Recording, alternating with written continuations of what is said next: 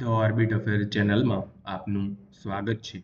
November મહિનાના તારીખ 14 અને 15 નવેમ્બરના ઇમ્પોર્ટન્ટ કરંટ અફેર્સ. 1 નવેમ્બર વિશ્વ શાકાહારી દિવસ. કેરળ, કર્ણાટક, મધ્યપ્રદેશ, છત્તીસગઢ, હરિયાણાના સ્થાપના દિવસ અને પોંડિચેરી મુક્તિ દિવસ તરીકે ઉજવવામાં આવે છે.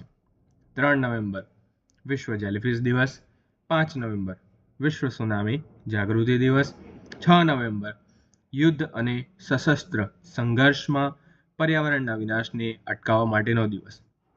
7 નવેમ્બર રાષ્ટ્રીય કેન્સર જાગૃતિ દિવસ. 8 નવેમ્બર વિશ્વ રેડિયોલોજી દિવસ. 9 નવેમ્બર રાષ્ટ્રીય કાનૂની સેવા દિવસ અને 10 નવેમ્બરને વિશ્વ વિજ્ઞાન દિવસની ઉજવવામાં આવે છે. 243 વિધાનસભા બેઠકોમાંથી એનડીએએ 202 બેઠકો જીતી લીધી છે, જેમાં ભાજપે 89 સીટો પર જીત મેળવી છે.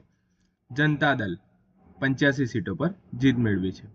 રાષ્ટ્રીય જનતા દળે માત્ર 25 સીટો, લોક જનશક્તિ પાર્ટીએ 19 બેઠકો પર, કોંગ્રેસે માત્ર 6 બેઠકો પર જીત મેળવી છે અને પ્રશાંત કિશોરની જનસુરાજ પાર્ટી અને તેજ પ્રતાપ યાદવની જનશક્તિ જનતા દળને એક પણ બેઠક મળી નથી. મંકી ફેસ ઓર્કિડ તે કયા દેશમાં જોવા મળે છે? દક્ષિણ અમેરિકા.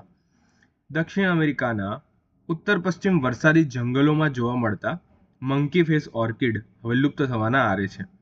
આ તમે જોઈ શકો છો ચિત્રમાં. તેમના ચહેરા વાંદરાઓ જેવા દેખાય છે. International union for conservation of નેચરના અહેવાલ મુજબ ડ્રેક્યુલા ઓર્કિડની 133 પ્રજાતિઓમાંથી લગભગ 70% લુપ્ત થવાના ખતરો મંડરાઈ રહ્યો છે. વિસ્તાર અને વસ્તીની દ્રષ્ટિએ બ્રાઝિલ દક્ષિણ અમેરિકાનો સૌથી મોટો દેશ છે. વિશ્વની સૌથી લાંબી પર્વતમાળા એન્ડીઝ દક્ષિણ અમેરિકા ખંડમાં સ્થિત છે. તેની સૌથી ઊંચું શિખર છે એકાંગુઆ. બ્રાઝિલ દક્ષિણ અમેરિકામાં સૌથી વધુ મેંગેનીઝ અને લોખંડના અયસ્કનું ઉત્પાદન કરનારો દેશ છે.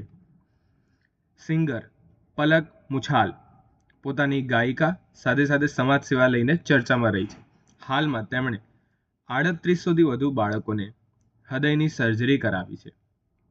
પલક પલાશ ચેરિટેબલ ટ્રસ્ટ ફાઉન્ડેશન દ્વારા 3800થી વધુ બાળકોના હૃદયની સર્જરી કરી છે અને તે માટે તેમનું નામ ગિનિસ બુક ઓફ વર્લ્ડ રેકોર્ડમાં પણ સામેલ થયું છે. અદાણી ગ્રુપ.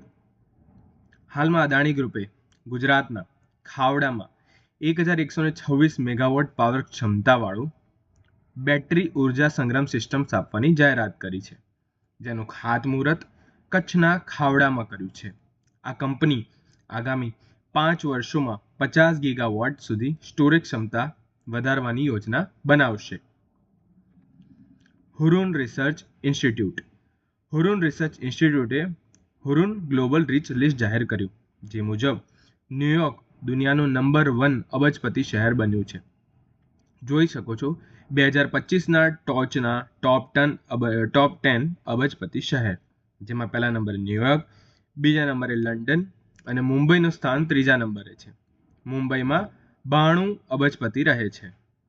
ચોથા નંબરે બેઇજિંગ, 5મા નંબરે શાંઘાઈ, તે રીતે આગળ જોઈ શકો છો. ભારત અને ભૂટાન વચ્ચે કુલ કેટલા કિલોમીટર લાંબા રેલવે પ્રોજેક્ટને મંજૂરી મળી છે? 89 કિલોમીટર લાંબા રેલવે પ્રોજેક્ટને મંજૂરી મળી છે. 7 સમજૂતી કરાર થયા છે અને ટોટલ 4000 કરોડની એનર્જી લોનની પણ જાહેરાત થઈ છે.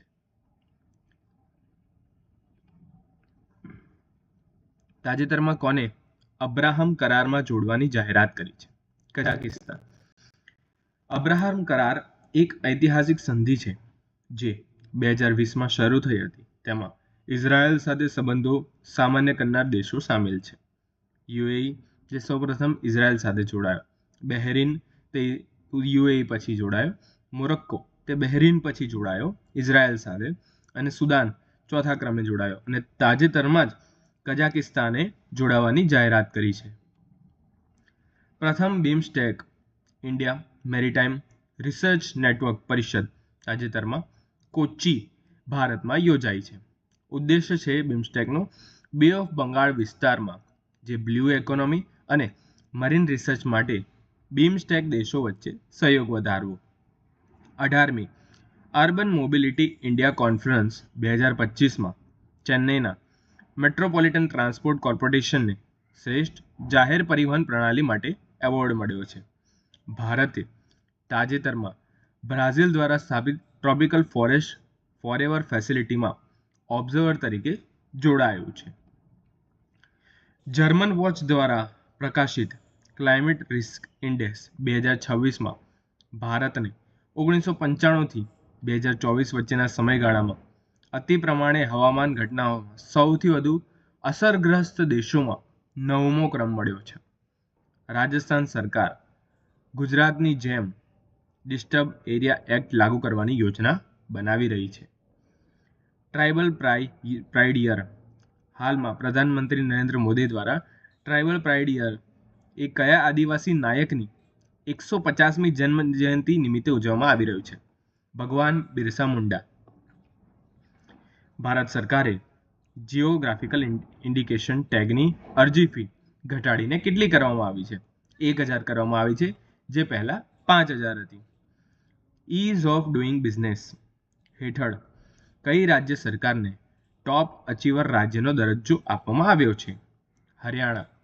ભારતની જેલોમાં કુલ કેદીઓમાં કેટલા ટકા કેદીઓ અંડર ટ્રાયલ છે? 76%. હાલમાં કયા દેશમાં કાલચક્ર સશક્તિકરણનું ઉદ્ઘાટન કરવામાં આવ્યું છે? ભૂટાન. ભૂટાનનો મુખ્ય નિકાસ ઉત્પાદક છે ફેરો એલોયઝ, ખાસ કરીને ફેરો સિલિકોન પણ કહેવામાં આવે છે. ભૂટાનના વડાપ્રધાનનું નામ છે દાશો તેશિંગ ટોબ્ગે. ભારત અને ભૂટાન વચ્ચે પ્રથમ વખત રેલવે જોડાણ સ્થાપિત કરવાની યોજના મંજૂર કરવામાં આવી છે. આ રેલ લાઇન અસમના કોખરાઝથી શરૂ થઈ ભૂટાનના ગિલેફુ સુધી જશે. ભૂટાને ડિજિટલ ચલણ આધારિત પ્રવાસન ચૂકવણ પદ્ધતિ શરૂ કરી છે. ભૂટાને ગ્લોબલ પીસ પ્રેયર ફેસ્ટિવલ 2025ની યજમાની કરી છે. હાલમાં ઓક્ટોબર 2025 માટે ICC player of the month તરીકે કોને પસંદ કરવામાં આવે છે? મુથુસ્વામી, જે સાઉથ આફ્રિકાના છે, અને લોરા વોલ્બોટ, જે લેડીઝ છે અને એ પણ સાઉથ આફ્રિકાના છે.